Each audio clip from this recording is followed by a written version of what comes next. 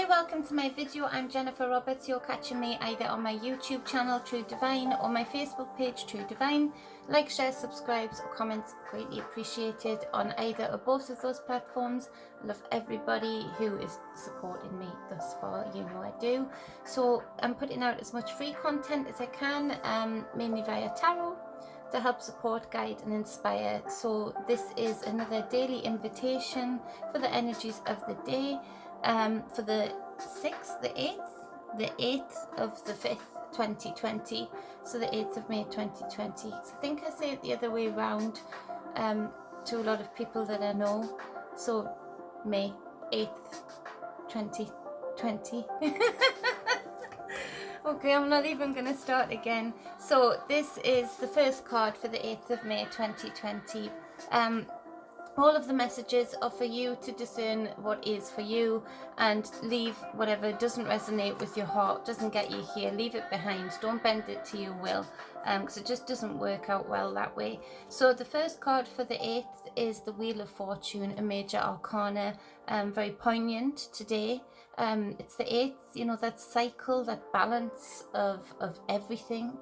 Right down to the divine feminine, divine masculine, the infinity symbol. So it is very poignant today, and I feel there's a lot of people need to make the choice of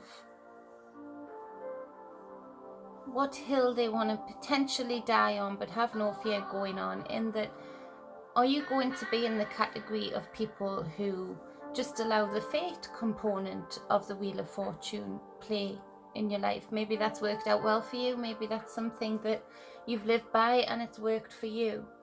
Are you the category of persons who are going to take the choice element of the Wheel of Fortune and make those decisions, make those choices to go a certain way, act a certain way, react a certain way, but have a direct choice, a path of how you want your future to unfold? And are you in the category of where you don't know where you are at all, where you feel like you've fallen off the wheel? Everything you thought you knew is questionable. Life is very strange for you with the current things that are going on. Maybe you haven't taken to it quite so well as some of the people you know around you. So are you in that category of just not knowingness, of just panic, of fear? And are you going to let the fear direct you and make that choice for you? Take away all of the fate, take away all of the choice, and just push you into the direction that that person, people, construct want to push you. So there's this separation of categories of people today who don't quite know where they are, or they're very decisive about which, you know, what, even if that's to leave things down to fate. They're very decisive that fate has worked for them in their life, fate has been their friend. And then there's these people that are panicking, and I can feel that. And it's awful. It's awful, but because the only people that can pull yourselves out of that panic is you. The only person who can remove that fear is you. You can't rely on anything outside of you to remove that fear. You can't rely on anything being strong enough to battle your mind, your huge, powerful mind and intent.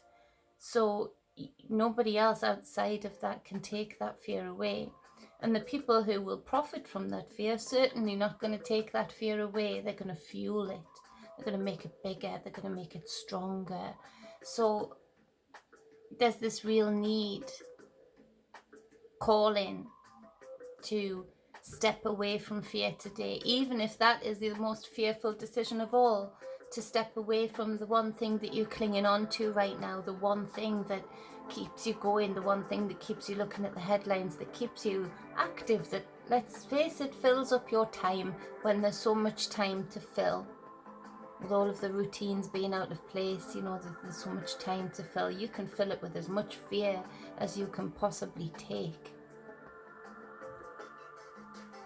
There's nothing, anything, or anyone outside of that person can do to remove that fear. What can be done is, you know, the scattered truths around, you know, that are there, that are able to be seen. And if they're seen by the right person at the right time, even if they're in the middle of their fear swirl, you know, that'll impact them. And it'll impact them because it's their time to open their eyes, open their mind. So it's for, I feel, the two other decisive categories that I'm picking up on today. Either the people who are happy with fate, but still have there's a funny feeling, there's a funny energy to this category of people today, in that you would say, well, what are they going to do for us to move forward in a positive way? What are they going to do? Well, actually, they're going to do quite a lot, because the people I'm picking up on today with this sort of fate idea are the very people who are going about their business. The very people who, yes, they might not be shouting from the rooftops about the truths that need and are required to be uncovered. They might not be petitioning every social media platform to try and get the truth out in one way or the other about one aspect of the other, but they are just being an example.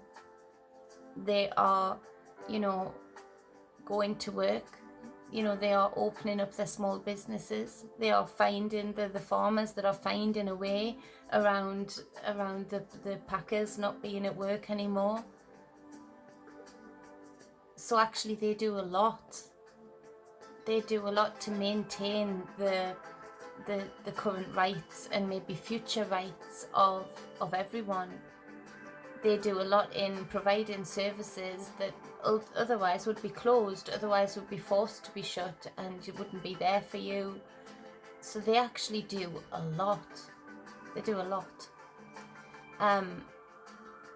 So it's for that category to go forward and continue on with what they're doing.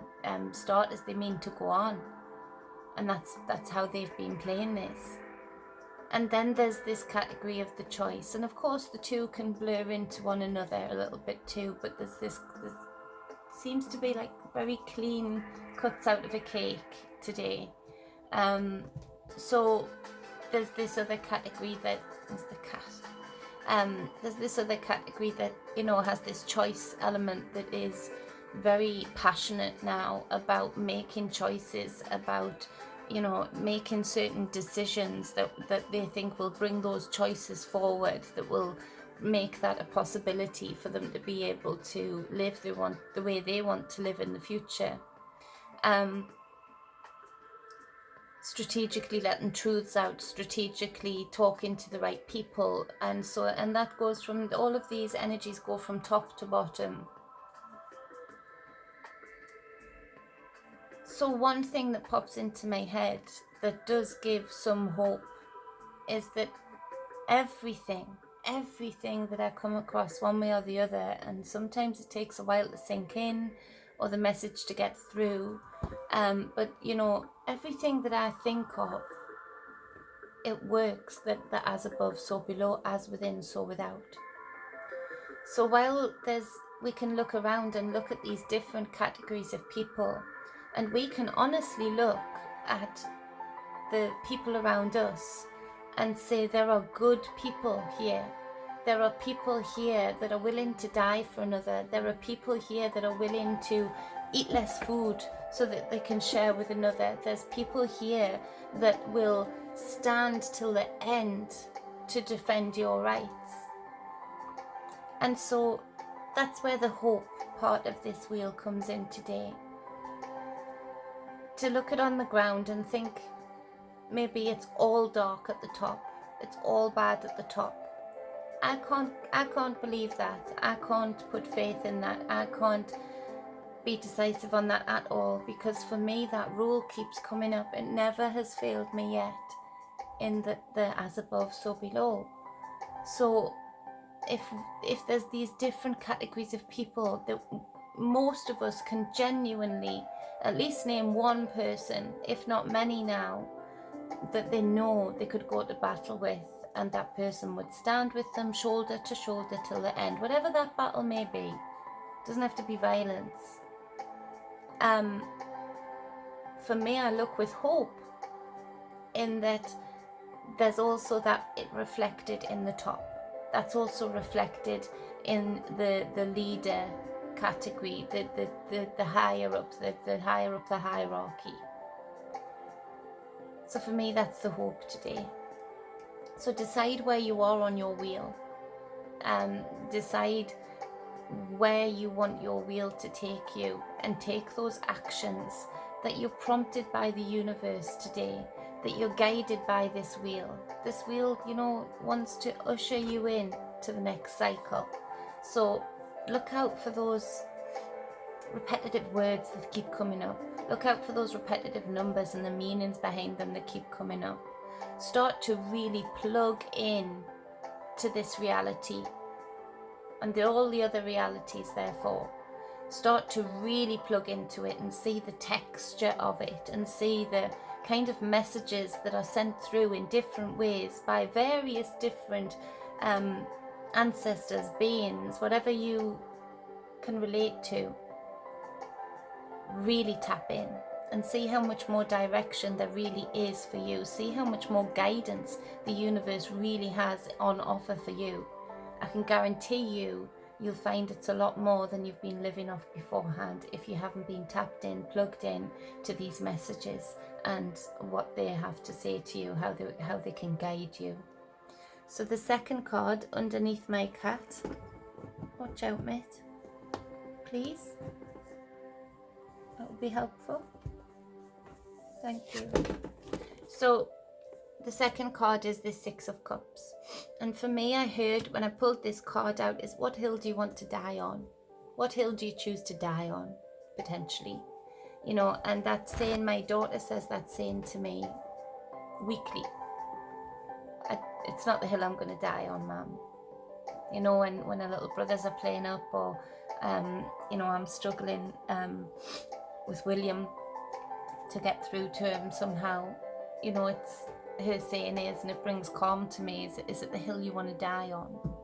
Is it the hill that you want to put everything into and maybe have awful feelings about afterwards because you say things and do things that you didn't mean?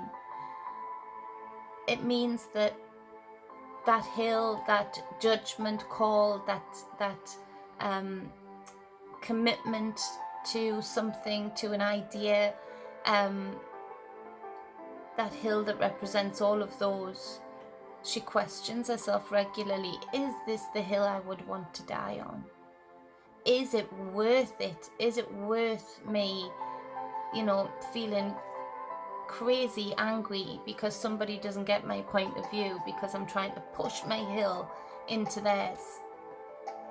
And so it speaks of, to me as well, of the past, because the Six of Cups speaks of the past and the emotions about the past.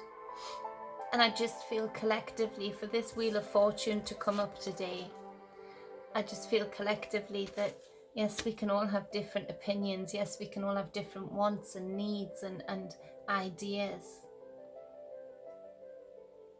I feel, because I've seen it in some other human beings, that people have the capacity to embrace difference, embrace diversity,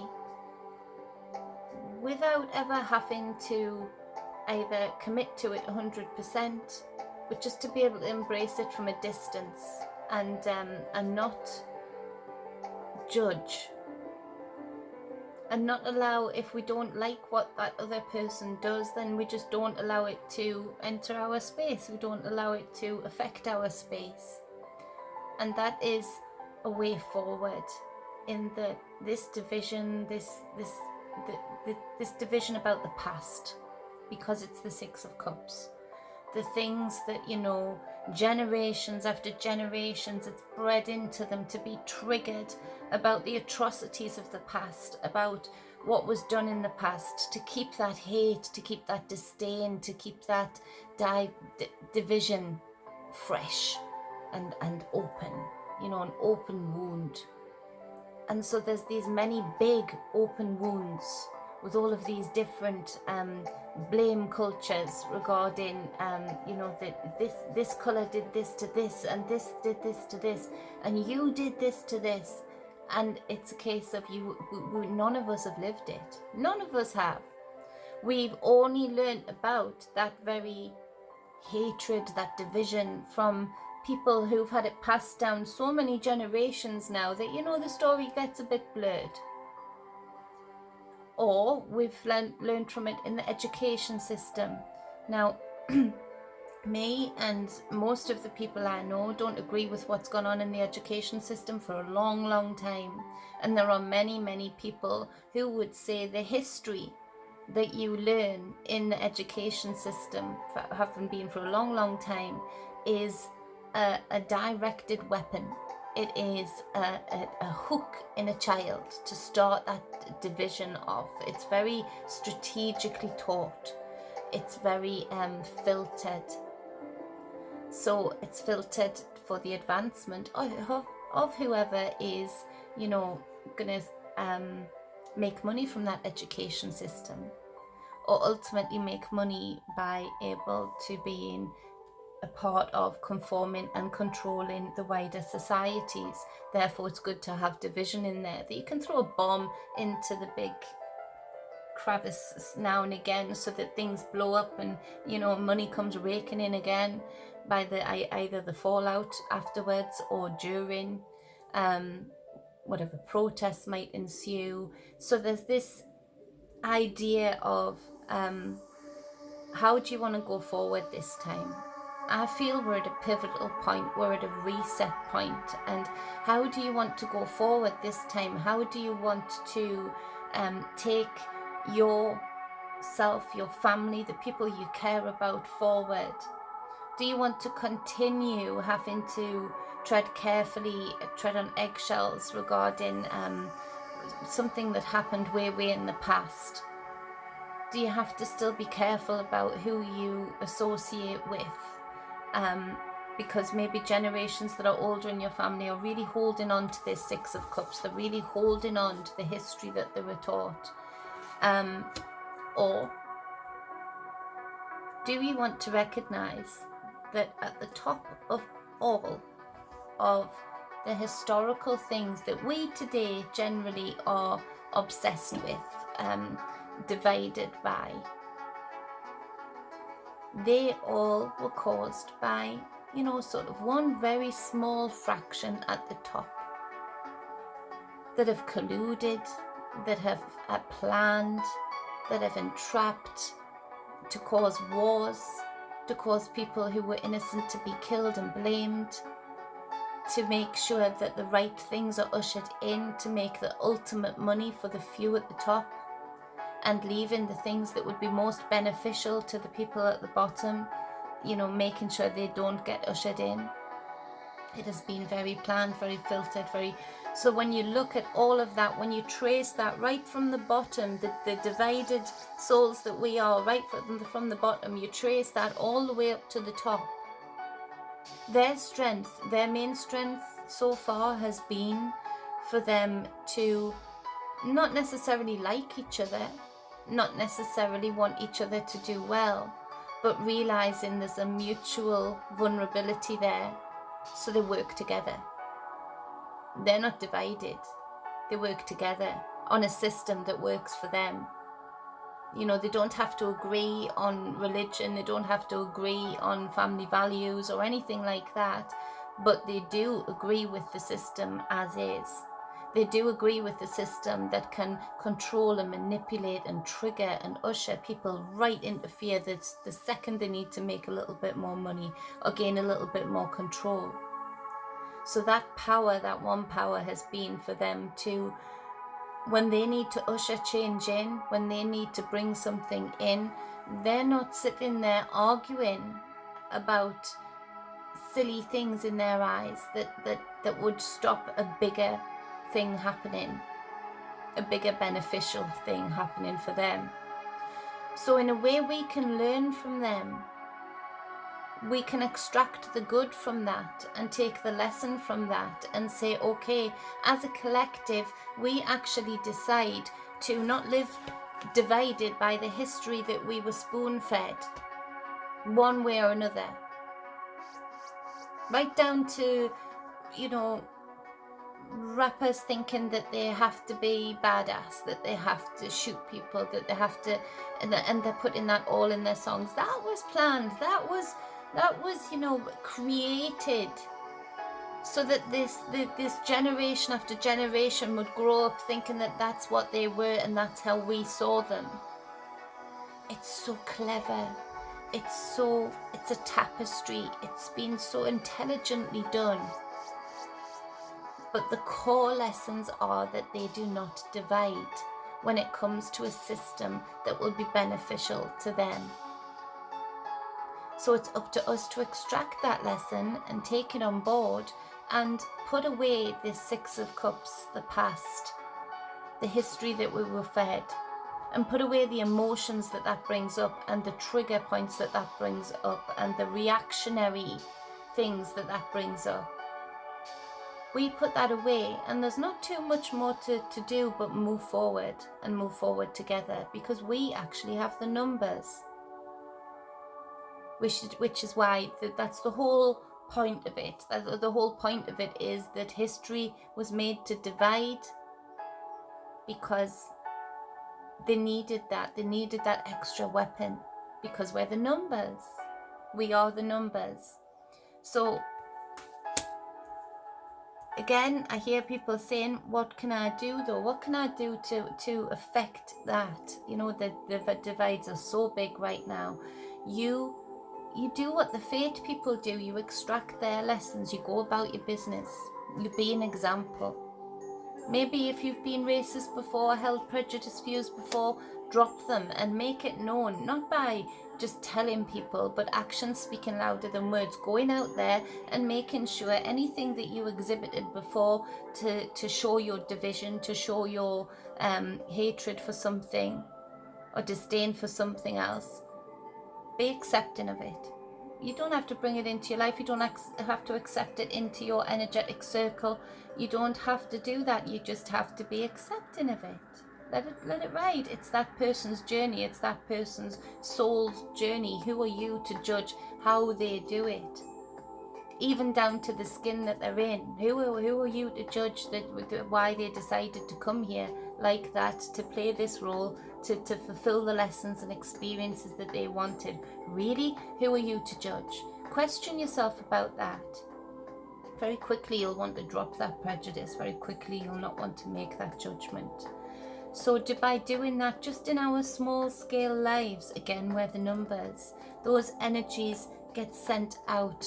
The energy that doesn't have the weight on it of prejudice, the energy that doesn't have the weight of it of racism, the energy that doesn't have the weight of it of somebody just being violent towards whatever thing they wanted to say they wanted to be violent to that day. You know, violent to people who are gay, violent to people who are straight, violent to people. There's so many different divides. So the only way you can possibly affect the change to go forward, the only way you can possibly affect that is by doing it in your individual life and feeling lighter and freer for it. Your energy's being able to get even further because they're not weighted down by that low vibrational division. So this last card is the Nine of Fire, Nine of Wands. And this speaks of abundance. It speaks of accomplishment. It speaks of refinement. And that's exactly, maybe not, I haven't been speaking very refined about it, but that is what this reading is all about, really. Refinement. Refinement of thought. Refinement of your actions. You know, bring it in. We don't need to be divided on so many different points and wasting our energy resource on so many different points, thinking that we've got to have our, two penneth in there. It speaks of a victory over enemies. Now that is very poignant again today, because with everything I've been saying, hopefully it hits home with the right people, that the victory over the enemies always starts from within.